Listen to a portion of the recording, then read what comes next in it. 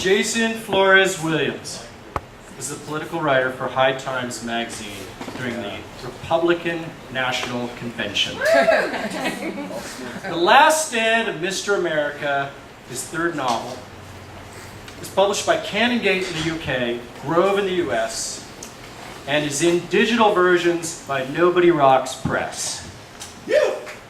He's a frequent contributor to the Brooklyn Rail and has been featured on CNN, NPR, the New York Times, and the Village Voice. He recently sold the film rights to The Last Stand of Mr. America. Production begins later this year. Lastly, this is a bit of a reunion for me and Jason. He's an exciting writer, intellectual, and most importantly, a great friend. Jason Flores Wiliiams. Yeah.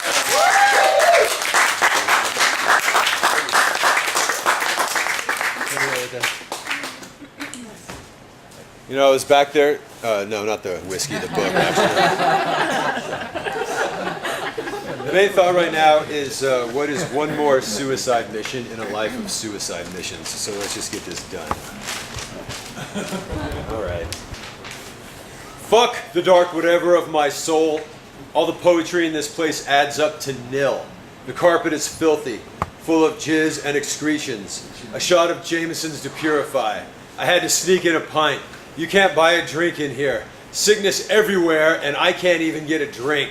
When did this whole game turn upside down? The light shines strange down in Mexico. You got the red light district with the whores hanging their fat tits out, spreading cunt that radiates brown stink out to the young American looking to cheat on every woman he's ever known. Those are the whores you fuck.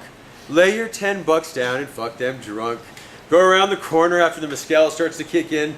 The lizards yelp when you squish their heads into the dirt with your boots like a Nazi on Kristallnacht. Who wrote this? You turn that corner. That's when you get to the heart of the matter.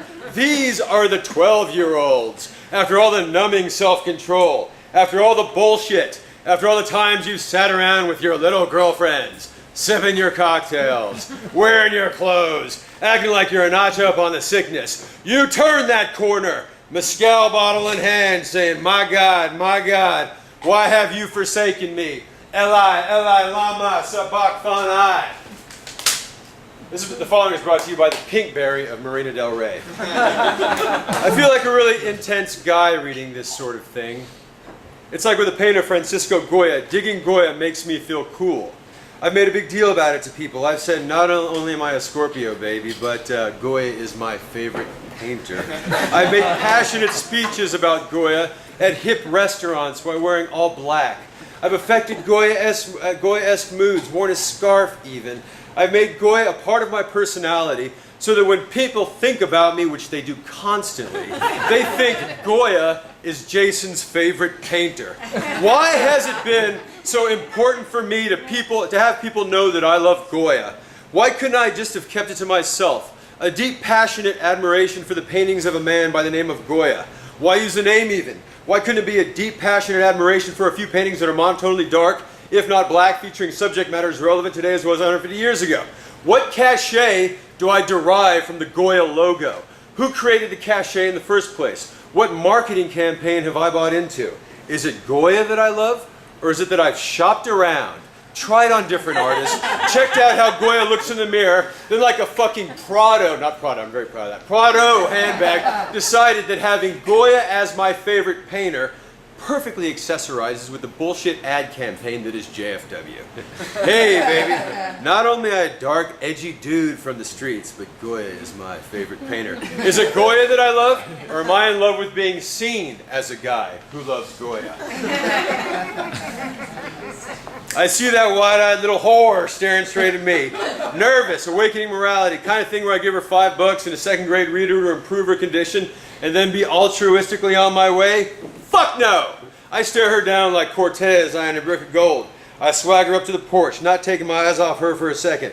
My dick swells with every step, so it's nearly bigger than she is by the time I get to her. The sky is all Hades, pollution oozing down, her eyes dart back and forth. Twitching from years of abuse, her fat Mexican brother, my mom's gonna like that one, lies on the porch drunk on cerveza. If he shoves her toward me with his boot and smiles, I wink at him. If he lived back in the States, I'd invite him over to watch the Steelers.